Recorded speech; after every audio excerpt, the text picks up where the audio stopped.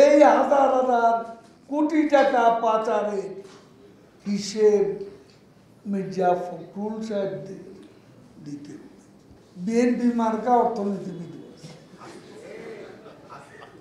আছে না।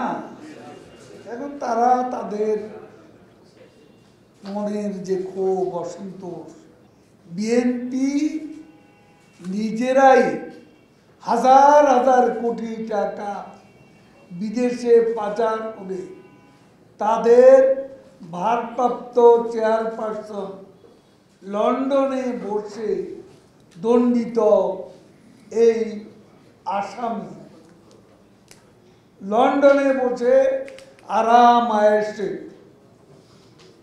দিন যাপন করছে। এই হাজার হাজার কোটি টাকা পাচারের হিসেব মির্জা ফখরুল সাহেব দিতে। এই পাচার যারা করে, এই পাচার থেকেও দেশকে রক্ষা করার পাচারে যে অর্থ সবার অজান্তে চলে যায়, এই অর্থ যখন এই ব্যবস্থা করা হচ্ছে তখন সেই অর্থ মূলধারা ব্যাংকে ফিরে আসবে বলে আমরা মনে করছি। এখন মাননীয় সাধারণ সম্পাদক, একটা বিষয় হলো সরকারি একটা কর্মচারী 1 কোটি টাকা সে দুর্নীতি করে অর্জন করবে, সেখানে যদি আপনাকে 15 লাখ টাকা যদি দেয়, ধরেন ওই ট্যাক্স দিল 15% ট্যাক্স দিল 15 লাখ টাকা, 85 লাখ টাকা তো তার লাভ হইল।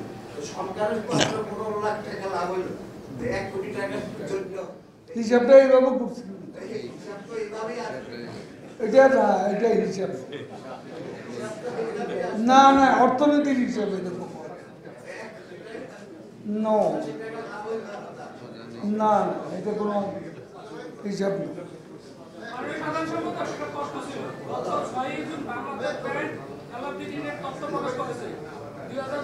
সাল পর্যন্ত 1 লক্ষ বিদেশি কোটি টাকা ছাড়িয়েছে। এই গত 1 বছর হলো সেই সংখ্যা হলো 50,000 কোটি টাকা। রাজনৈতিক অর্থনীতিবিদরা হচ্ছে যে যদি খেলাপি ঋণের রাজনৈতিক সদিচ্ছা না থাকে তাহলে এটা কখনো সম্ভব না নিয়ন্ত্রণ করা। এই বিষয়ে কিছু বলবেন? কে বলছে এটা? আপনি? হ্যাঁ, অর্থনীতিবিদরা অবশ্য এই ব্যাংকিং খাতে যারা কথা বলতে হয়। দেখেন, অর্থনীতিবিদও এখন পোলারাইজড হয়ে গেছে। এখানে বিএনপি মার্কা অর্থনীতিবিদ আছে না। এখন তারা তাদের মনের যে ক্ষোভ অসন্তোষ, ক্ষমতায় না থাকার যে বেদনা, ক্ষমতা থাকলে দেখুন 15 বছর আগের বাংলাদেশ,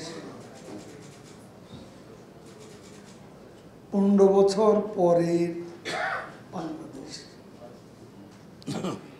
উন্নয়নে অর্জনে আকাশ পাতাল পার্থক্য। এই বাজেট এবারও গতবারের চেয়ে কিছু বেশি, 7,63,000 ছিল, এখন 7,97,000। সেটা আমরা বলেছি কি কারণ। দেখুন, বিএনপি আজকে বড় বড় কথা বলে, অর্থ পাচারের কথা বলে, কালো টাকার কথা বলে, দেশকে গিলিয়ে খাওয়া কথা বলে। এখন তাদের বাজেট সর্বশেষ ছিল 68,000 কোটি টাকা। এই বাজেট তারা করতে পেরেছে।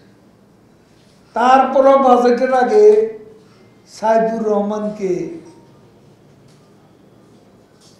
বিশ্বের অর্থনীতির বিভিন্ন ফোরামে, প্যারিসের কনসোর্টিয়াম বৈঠকে দৌড়াতে হয়েছিল ভিক্ষা ঝুলি নিয়ে। আমাদের সময়ে ভিক্ষার ঝুলি নিয়ে বাজেট পূর্ববর্তী সময় আমাদের কোনো অর্থমন্ত্রী বিদেশে গিয়ে ভিক্ষা চায়। তাহলে এখানে আপনি বুঝতে পারেন